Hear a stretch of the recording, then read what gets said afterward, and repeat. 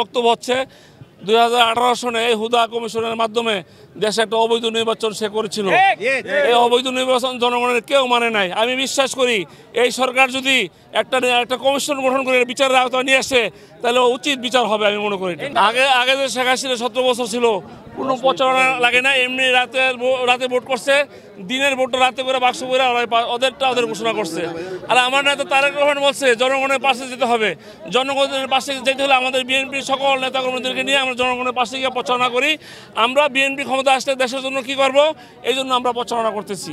আর যদি অবৈধ ভোট হইতো তাহলে তো প্রচারণার দরকার ছিল না। আমরা চাই দেশের মানুষের ভোটের মাধ্যমে ক্ষমতা আসছে। এই জন্য জনগণকে নিয়ে আমরা আমাদের নেতাকর্মীদেরকে নিয়ে আমরা জনগণের পাশে গিয়ে আমরা প্রচারণা করতেছি যে আমরা ক্ষমতা আসলে মানুষের জন্য কি করব।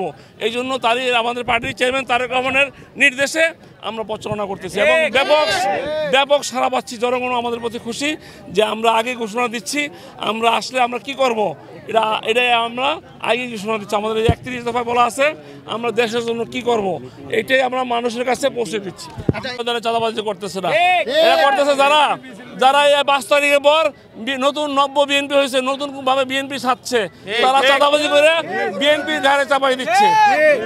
এই বিষয়ে যদি আমাদের বিএনপি লোকজন তাদেরকে ধরে সাথে সাথে আইনে আশ্রয় নিচ্ছে, আমরা বিচার করতেছি, পুলিশে দিচ্ছি। কিন্তু আবার দু একটা বিএনপির লোক যদি ভুলও করে থাকে আমরা সাথে সাথে আমি এবং আমার আমিনুল হক সাহেব আমরা বহিষ্কার করতেছি। বান্ডেল থাকলে প্রতি সেনমানিতে টাকা বাঁচবে।